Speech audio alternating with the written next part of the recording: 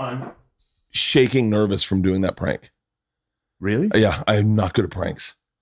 I could not do prank shows. I am shaking nervous. Why? I have no idea. You think it's going to go bad? Like I was going to Belushi and just smash it? I don't like in movies, when there's a guy lying in a movie and then everyone brings him in, I turn it off. Yeah. I actually fast forward through it and go, I'm done watching this movie. Like when someone's about to get caught doing something, I just can't watch it. I had a hard time. I can't lie. If I can stretch the truth, I can make a story bigger. That's what I do for a fucking living. But like a legit lie. Yeah. Oh, I'm bad. Really? Like a real lie. Meaning like I was just telling my friend about that. I was like, I'm not a bad liar, but there's been a couple of times in my life where I've lied where it's been like, I was so bad at lying. Like, so when I tried to lie, I was like, no. Oh, like, it was like one of those blatant, like, what? I blink aggressively when I lie. Oh, by the way, I loved your special. This is another prank, dude. You're full of pranks. I'm shaking again. By the way, did you see how quick I did that? Yeah. I did it so quick because I thought of the joke in the middle, and then I was like, oh, that'd be funny. But I sincerely loved your special. Thank you very much. I sincerely loved your special. You liked the Special Olympics joke like 2 years ago. I've talked about that so often. I want to get back to talking about lying because I am shaking right now. But I want to talk about your special up front because I know what people listen to this. And I loved how you started your special. I'm a connoisseur of specials, meaning I'm hyper aware of how it's presented to the viewer. Yeah. Because I think subconsciously people literally watch a special like Caesar and go, nope. Yeah, like in the first minute. Yeah. I love that you just started your thing off with a joke. Thank you. I loved it. It was such a great way to just get me going. Just go. No, very similar to the late and great Norm Macdonald, Hitler's dog. Yeah. Starts me with a joke. Yeah. And then the thing's in and you're in. And then next thing you know, and this is the brilliance of that with Norm's especially, next thing you know, you are 15 minutes into watching a special and didn't realize it's even started. Yeah, that was all the guys who made the special. Really? Yeah, I mean, I had some input, but yeah. Yeah, McKeever and a bunch of guys helped me make it. John McKeever, he's the guy who does the sketches with me. Oh, which one? Is he the one that looks like he's really from fucking Pennsylvania? He doesn't act in a lot of them, which is crazy. He's in the cop sketch. He's the other cop. His name's John McKeever. He's like one of the more talented guys in comedy, and he's the man. Yeah, that's the guy. He's really fucking Pennsylvania. Yeah, he's great. Yeah, he's fucking great. Dude, I want to talk to you about the Gilly and McKeever. Oh. Yeah. Oh my God. Yeah, man. How did I not know that was the two names? I didn't even recognize you as Gilly. Yeah. Gillis and McKeever. Oh my God. So, but let's talk about the special. Sure. I fucking loved it. I really loved it.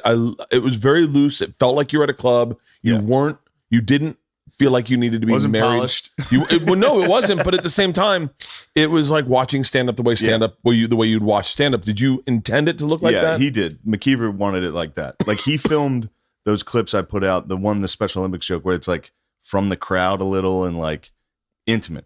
And that was his idea. And he did it. It was good. I was happy with it. That was one of my favorite. I was just talking to Mark Norman. My favorite thing to do is to sit around with comics and talk about other people's material that they like. Yeah. Like when comics are like, oh, have you heard good joke. One of the best ones to do is what's the guy's friends with Stanhope? Looks like a fucking wild man. Every one of his friends? No, not Sam Talent's one of them, but there's Walsh, there's Andy Andrus. No, newer. He's newer. He's younger than everyone else. Oh, I don't know. He's younger. God damn it.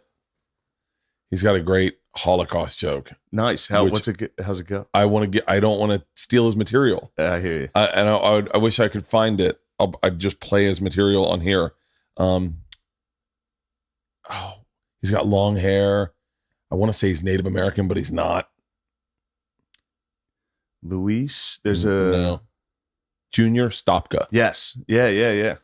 Junior Stopka has a great, type in Junior, stop a Holocaust joke and see if we can find it. It is nothing like a good Holocaust joke. It's one of look. They're it's great. The thing is, the reason it's so funny is my daughters were like 2 L's in Holocaust. 2 L's. Yeah, we're not going to find it. But my daughter said there's no such thing as a funny Holocaust joke. And I was like, hey, you can't do that. I actually got into a fight with them about it. And I was like, you can't do that. And they were like, Dad, it's not funny. And I was like, no, everything's funny. Like, you can find a way to make everything funny. Yeah. Rosebud Baker's got a great miscarriage joke. Like, everything is fucking funny. That's Junior Stopka.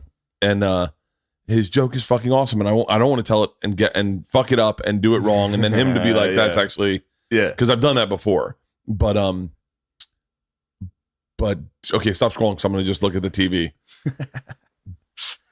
But that was when we were saying, we used your Special Olympics joke. We told it again. But it was my favorite thing. We woke up on the tour bus. I think Andrew, my cousin, was like, we were talking about words you can't say and ways to get away around it. And Andrew just goes, oh my God, have you seen Shane Gillis's Special Olympics joke? And I was like, no. He was like, it's fucking awesome. And I was like, shut up, what is it? And he goes, I'll tell it to you. And he kind of started telling me, he goes, let's just find it. And then we found it. And I think you had just put it out. Yeah. And we were like, oh my God. And it's like my favorite thing to do, but it's hard. Yeah. It's really hard to be able to write jokes so people can tell them back to other people. Definitely.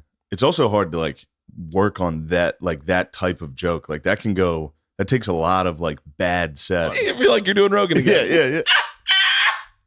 Huh? I thought it was funny. You really thought that? Yeah, you really thought that? What? That was one of my favorite. That's like when Joe doesn't get a joke is almost better than it's actually better than when he gets a joke. Yeah, like because I've told him so many jokes that he goes, "Why would you think that?" Like, I'm just telling you. It's like, well, I don't think that. It's funny to say you think that. Yeah. But there was another one. I don't feel that way. There's another one in that Rogan thing that nobody caught, or maybe they took it out. I didn't watch it, but there was one where I was like, we were talking about the Night Stalker.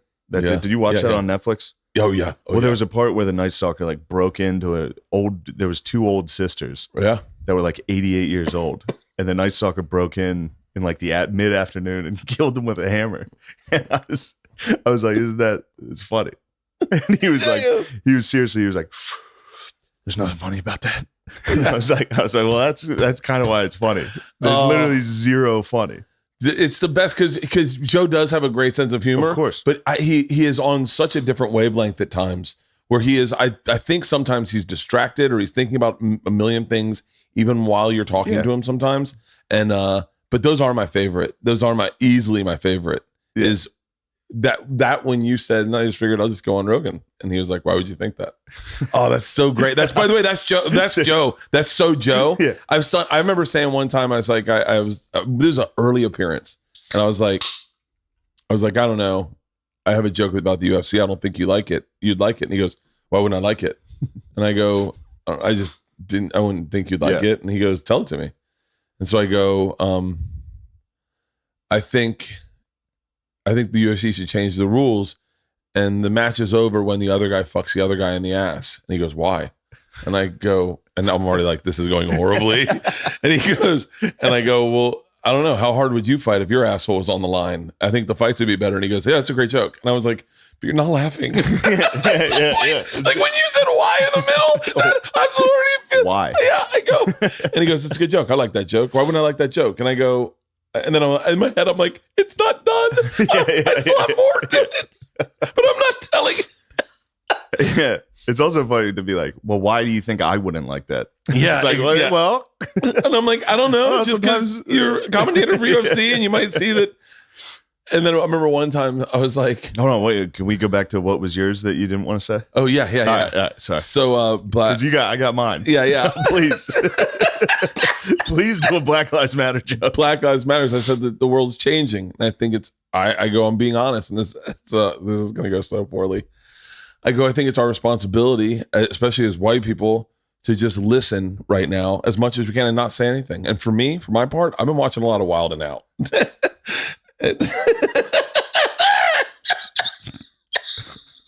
And it didn't end there. And it didn't end Keep there. going. Oh, it didn't end there. Keep going. I go, and personally, if you watch enough Wild 'N Out, you realize it's better when the white guy doesn't talk.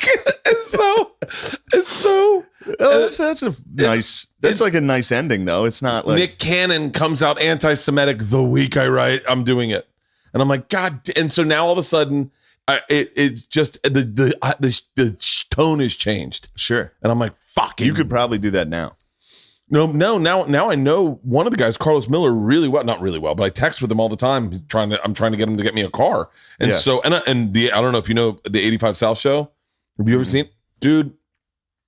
There needs to be you want to break down racial barriers in this country, and this is a real thought for a second. This is a real thought. Yeah. We need to start mixing our podcasts because we got so many white guy podcasts and there are so many straight up black dude podcasts. We need to start like cross-pollinating so that our audiences who all get comedy realize, oh, there's like, I guarantee you,